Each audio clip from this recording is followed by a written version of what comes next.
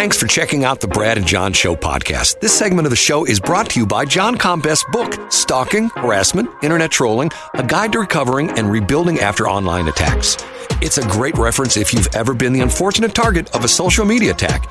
It's available on Amazon. Just search John Combest. That's C-O-M-B-E-S-T, John Combest, and the book will show up in your search results. Now it's time for another segment of the Brad and John Show. Can you handle it?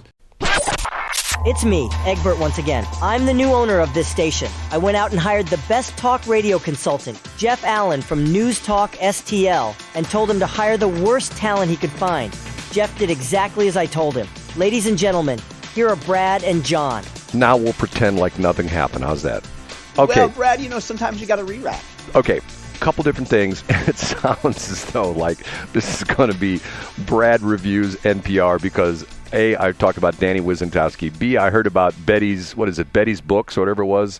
Yeah. And C, I want to talk about NPR. Okay. Did you have a Wicentowski point, or what was new with the Wicentowski story? Danny Wicentowski. And once again, I will say up front, I've had a great experience with Danny.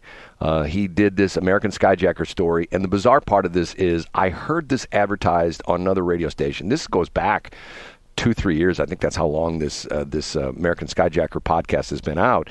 And what's interesting is I thought to myself, interesting, I'm going to listen to that podcast. And about 2/3 of the way through the first episode, I thought, oh my God, I know where this is headed. And it involves these two hijackings, both of which had St. Louis roots to them, one of which was really bizarre, very strange. And ultimately, it involved my friend, who I miss dearly, who was my helicopter instructor, Alan Barklage. And Danny Wicentowski did this excellent podcast. I think it's like 9 or 10 different chapters of it, where he chronicles these two hijackers who ultimately end up together in Marion State Prison in downstate Illinois, not too far from where we're at right now. And the bizarre part of the story is has personal ties to this weird story in the respect that, and I won't embarrass her, but one of my clients, when I talked about this on the air one day on our other station, and she called me up and she says, I'm going to tell you a story you are not going to believe. And I go ahead. The lady who ultimately Alan Barklage killed in the helicopter I think her name was Barbara Oswald. And she lived at the time, she had, I believe, 2 daughters, and she lived in either Richmond Heights or Brentwood. And the bizarre story is there's a book written by a famous author, I can't remember his name, and about this one hijacker who was in the Marion State Prison, and the author traveled to the prison many times, interviewed this guy, I can't remember his name off the top of my head, and he wrote a book about him. So this lady ends up reading this book, and she's infatuated with this guy. She ends up going to the prison. She ends up falling in love with the guy in jail. I've never been able to figure that out. What is it with women that fall in love with dudes who are in jail? And then it's a whole thing. We could talk about that after you're done. Okay, I don't quite get it. Okay, she falls in love with him. They hatch this hijacking plot, and the hijacking plot entails her pretending to be a real estate agent who goes down to the riverfront when they used to have the helipad down there. I think they brought one back. And Alan Barklage at the time worked for the company called Foster. She walks into the office at the helipad. She says, I'm a real estate agent. Matter of fact, this is way before Google Earth. She walks into the office and she says, I have my camera. I need to take some aerial pictures of a piece of property I'm listing in Cape Girardeau County. So they say, well, ma'am, we can help you. That flight's going to cost you, we figure it's going to take 2 hours. It's going to cost you X. She says, fine. She plunks down the cash. Alan Barklage is summoned to the office. Alan, here's your fare, or whatever you want to call it. He takes off. Alan, everybody was Alan's friend. What's sort of weird is they're flying a Jet Ranger, which is 2 seats in front, 3 in the back, and the best seats, the pilot flies from right seat, which is different from planes. Or at least the Jet Rangers fly from right seat. She won't get in the left seat up front, which has the better visibility, which Alan thought was strange. She requested to sit right behind him in the back seat. They get up off the ground, they take off, and when they're heading down toward Cape Girardeau, they get halfway down the river toward Cape Girardeau, and all of a sudden, Alan feels something against his back. He turns around. She's got a gun pointed at his back, literally poking him in the back with the gun. they tussle. She explains to him he's going to land the helicopter in the prison, bust out her boyfriend and his buddy and another guy, and then they've already got a car hidden across the river in Potosi, I believe it was, in woods, and they're going to land in a farmer's field, and they're going to run across the woods, and Alan's thinking to himself, okay, I'm dead no matter what happens, because the minute I try to go into the prison, the guards, the sniper guards are going to shoot me. They're going to shoot me. And if I do get out of the prison, when I drop them off at the car, these people are going to kill me. So he grabs the gun and pulls it away from her and regains control of the helicopter. She reaches in the purse, comes out another gun. He says, I think I better do something. And he shoots several times and misses her a couple times, but hits her and kills her. Okay, so the bizarre part of the story is, there's all sorts of weird stuff about this. My one client tells me, she calls me and she says, you're not going to believe this, but I was good friends with Barbara Oswald's daughter. I go, really?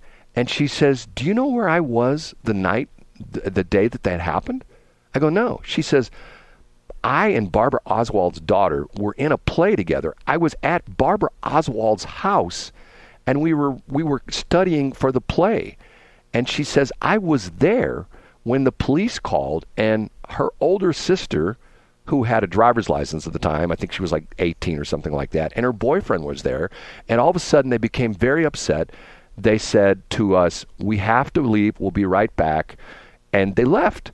And they left to go to identify their mother's body, who Alan Barklage just shot. It's just this bizarre, weird stuff. Yeah. Okay, so that's the Danny Wicentowski story. Okay, now he's at KWMU.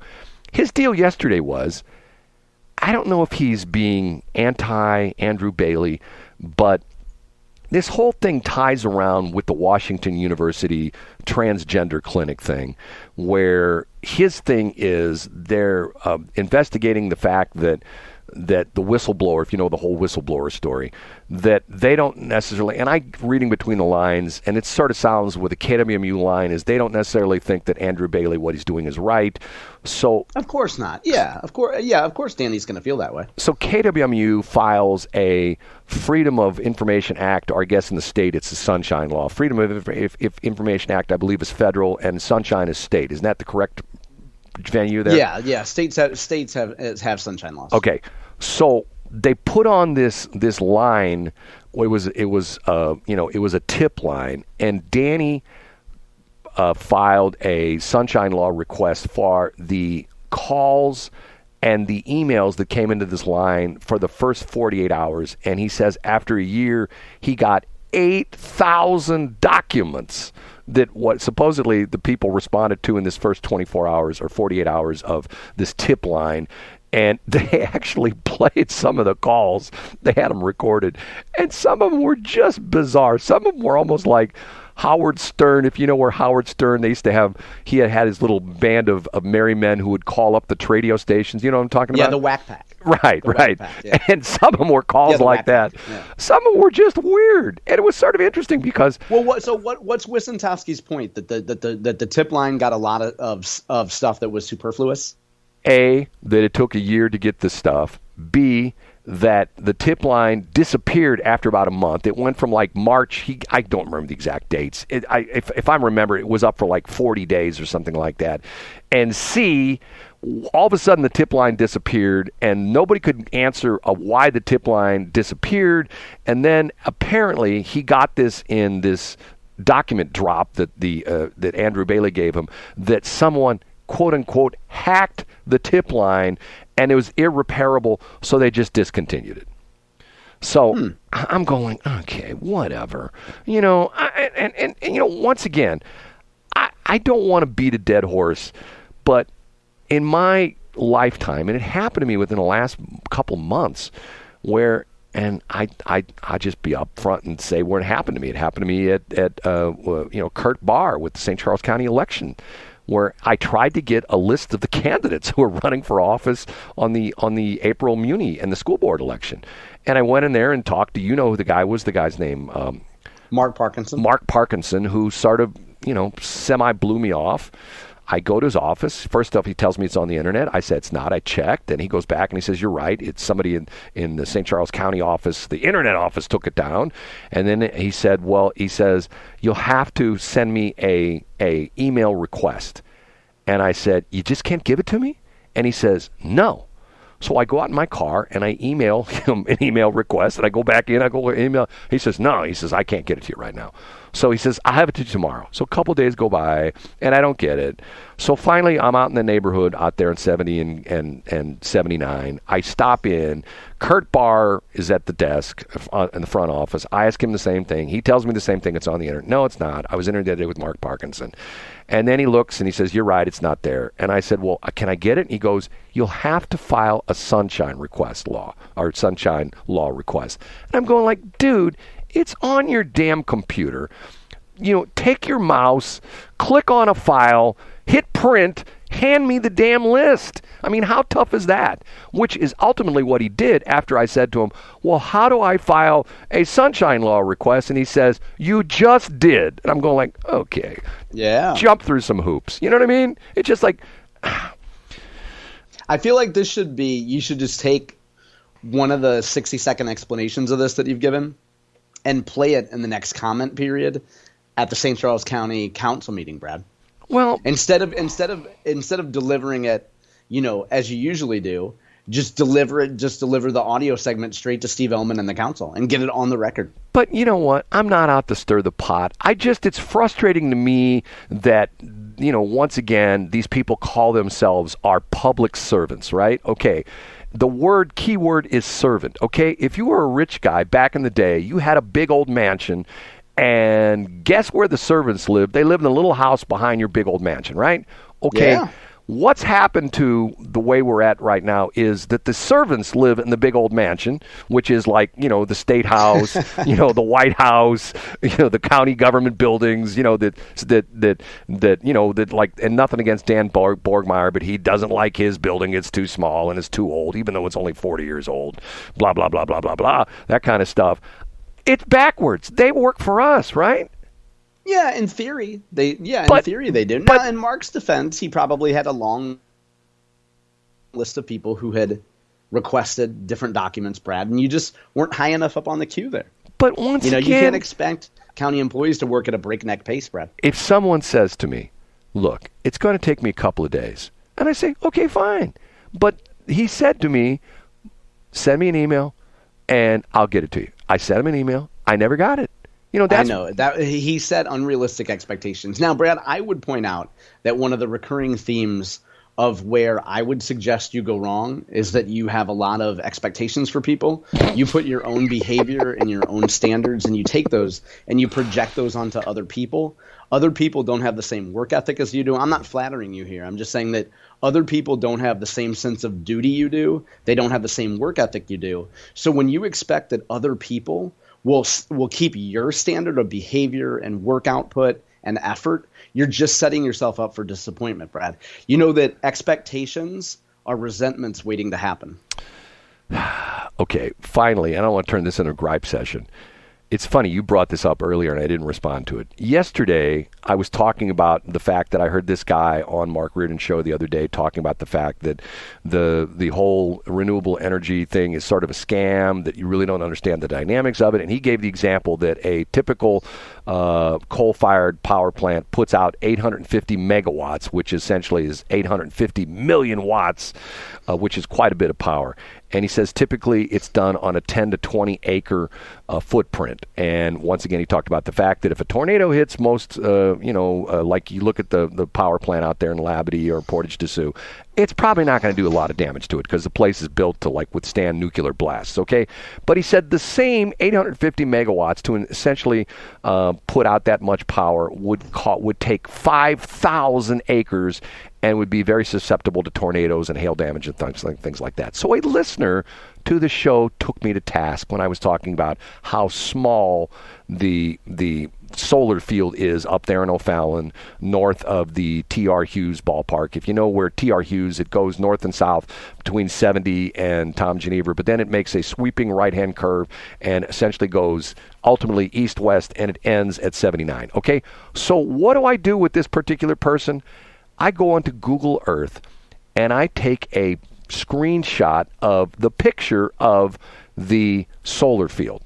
And what's interesting about this is I send this to the person, and you can see on the same shot, you can see T.R. Hughes Ballpark. You see the field, okay? So here's my math. So this person responds, wow, that looks like 6 or 8 ball fields.